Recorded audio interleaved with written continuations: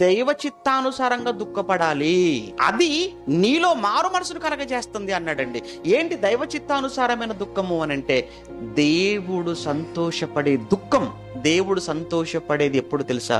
నిజంగా నువ్వు తప్పు చేశావన్న సంగతి నువ్వు దానిని గ్రహించి ఆ తప్పును ఆయన ఎదుట కన్నీళ్లతో, నిజమైన మారు మనసు అంటే పశ్చాత్తాపంతో నువ్వు కుమిలి ఆయన ఎదుట మోకాళ్ళేసి ఆయన ఒప్పుకునే దాన్ని వదిలిపెడితే అప్పుడు ఆయన చాలా సంతోషపడతాడు. అలా సంతోషపడినా, అలా ఒప్పుకున్న సందర్భాలు ఏమైనా ఉన్నాయా? దేవుడు సంతోషపడినా అలా ఒప్పుకున్న వాళ్ళు ఎవరైనా ఉన్నారా? పరిసేడు సుంకరి ఇద్దరు ప్రార్థన చేయడానికి దేవాలయానికి వెళ్తారు కదా. ముందు పరిసేడు ప్రార్థన చేస్తాడు, తర్వాత సుంకరి ప్రార్థన చేస్తాడు. కానీ పరిసేడి కంటే ఎవరి ప్రార్థన దేవుడు విన్నాడు?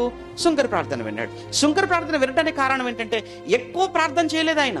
ఒకటే మాట అన్నాడు, దేవా, ఆకాశము వైపు కన్నులెత్తటానికైనా నాకు ధైర్యము చాలటం లేదు, పాపినైన నన్ను కరుణించుము అని పలికాడు. అది చాలండి. అంటే తనున్న స్థితిని దేవుడు ముందు ఒప్పుకున్నాడు.